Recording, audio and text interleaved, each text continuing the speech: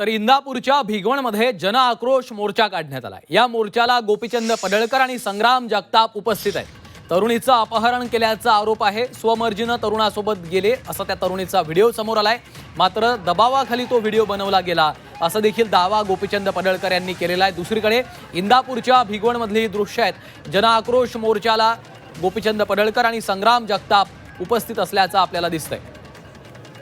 निलेश खरमरे आमचे प्रतिनिधी सध्या आपल्यासोबत थेट जोडले गेलेले आहेत। त्यांच्याकडनं अधिकचे अपडेट्स घेऊयात। निलेश, आपण पाहतोय या संपूर्ण भिगवणमधल्या प्रकरणाला आता वेगळं वळण आल्याचं दिसतंय।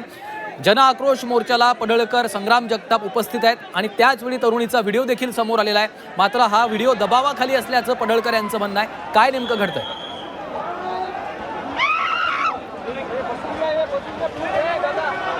खरं तर श्रीकांत, मी आता आहे भिगवण रस्त्यावर। या ठिकाणी आपण पाहतोय की लाखोच्या संख्येने या ठिकाणी जे तरुण आहेत ते या ठिकाणी दाखल झालेले आपल्याला पाहायला मिळतात। काही वेळापूर्वी या ठिकाणी गोपीचंद पडळकर असतील किंवा संग्राम जगताप यांनी पुण्याचे जे पोलीस अधीक्षक आहेत त्यांच्याशी या ठिकाणी चर्चा केली आहे आणि त्यानंतर आता ते दोघेही या ठिकाणी बाहेर निघालेले आहेत। मात्र चर्चा नेमकी काय झाली ते अजून कळू शकलेलं नाही। मात्र हा सगळा जमाव जो आहे तो आता पुणे सोलापूर मार्गावर या ठिकाणी येऊन थांबलेला आहे आणि या रस्त्याच्या सर्व्हिस रस्त्यावर या ठिकाणी त्यांनी ठिय्या आंदोलन सुरू केल्याचं आपल्याला पाहायला मिळतात। याच ठिकाणी आता हिंदू जन आक्रोश जाहीर निषेध मोर्चा या ठिकाणी घेतला जाईल। मात्र या ठिकाणी आपण पाहतोय की ज्या पद्धतीने या प्रकरणाला आता वेगळं वळण आलेलं आपल्याला पाहायला मिळतंय। खरं तर काल पर्यंत असा बनाव झाला होता की त्या मुलीचं अपहरण करण्यात आलं होतं। मात्र त्यानंतर त्या मुलीने जो व्हिडिओ व्हायरल केला आहे त्यानंतर या प्रकरणाला आता वेगळं वळण आलेलं पाहायला मिळतंय। खरं तर आता या प्रकरणानंतर आता त्या मुलीच्या व्हिडिओ नंतर त्या मुलीचा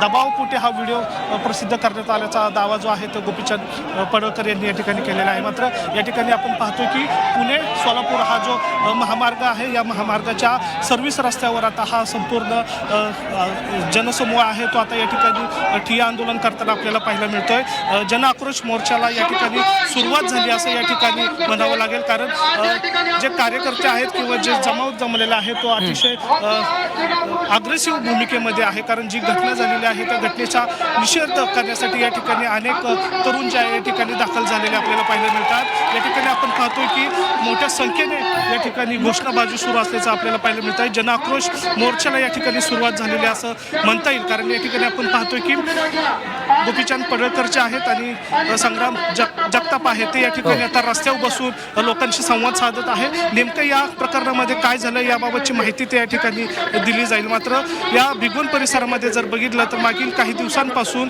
असेच प्रकार जे आहेत ते घडलेले आपल्याला पाहायला मिळतात। मात्र या ठिकाणी आता तणावजन्य परिस्थिती जी कालपासून होती ती काहीशी आता या ठिकाणी कमी झाली असं म्हणावं लागेल, कारण या ठिकाणी आता बघितलं तर हा संपूर्ण जमाव जो आहे तो आता मुंबई पुणे सोलापूर महामार्गावर या ठिकाणी आता ठिय्या आंदोलन करताना आपल्याला पाहायला मिळतंय। पोलिसांकडून हा जमाव बाजूला काढण्याचा प्रयत्न केला जातो, मात्र अग्रेसिव्ह भूमिका असल्यामुळे या ठिकाणी पोलिसांनी आता हा जमाव जो आहे त्याला आता या ठिकाणी रस्त्यावर बसण्याची परमिशन दिली असं म्हणावं लागेल। कारण या ठिकाणी आपण जर बघितलं तर लांबपर्यंत जवळपास हजारोच्या संख्येने या ठिकाणी वेगवेगळ्या संघटनेचे कार्यकर्ते जे आहेत ते दाखल झालेले आपल्याला पाहायला मिळतात। पण मात्र हे आता नेमकं प्रकरण कुठल्या लेवलला जातं हे पाहणं महत्त्वाचं असणार आहे, कारण आतापर्यंत या ठिकाणी सांगितलं जात होतं की हा अपहरणाचा प्रकार आहे, लव जिहाद सारखा प्रकरण असल्याचं या ठिकाणी आरोप जे आहे ते हिंदू संघटनेने केलं होतं। मात्र आता ज्यानंतर जी 21 वर्षीय मुलगी आहे तिने व्हिडिओ या ठिकाणी प्रसिद्ध केलेला आहे त्यानंतर याला 100% वेगळं वळण लागलेलं पाहायला मिळेल। आता पोलीस नेमकं या प्रकरणात काय तपास करताना हे पाहणं महत्त्वाचं असणार आहे। मात्र तुर्तास तरी या ठिकाणी आपण पाहतोय की पुणे सोलापूर रस्त्यावर आता हिंदू जन आक्रोश जाहीर मोर्चा जो आहे तो या ठिकाणी आता सुरू झालेला आहे। निलेश, हा मोर्चा सुरू झालेला आहे, त्या ठिकाणी ठिय्या दिलेला आहे। तुमच्या आजूबाजूला बरेच लोक दिसत आहेत, काही लोकांशी तुम्हाला संवाद साधता आला तर बघा, त्यांचं नेमकं काय म्हणणं आहे, त्यांच्या काय भावना आहेत, त्यांच्याकडनं काय नेमकी मागणी केली जाते?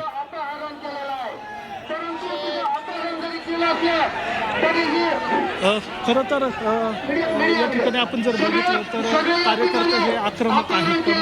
त्यामुळे या ठिकाणी मोर्चा सुरू झालेला आहे.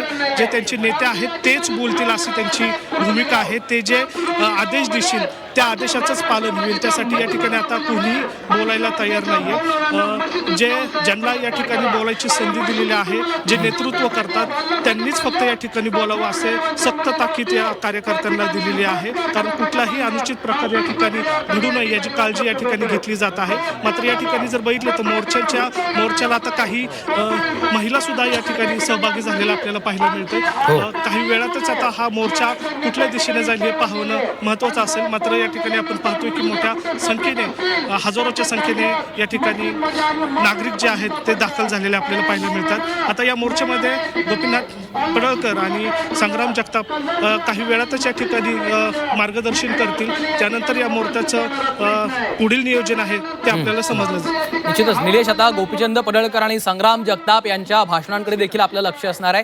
ते नेमकं काय बोलतात हे देखील आपल्याला पाहावं लागणार आहे. या सगळ्या घडामोडींवर आपलं लक्ष असेल. तुर्तास धन्यवाद निलेश या सविस्तर माहितीसाठी.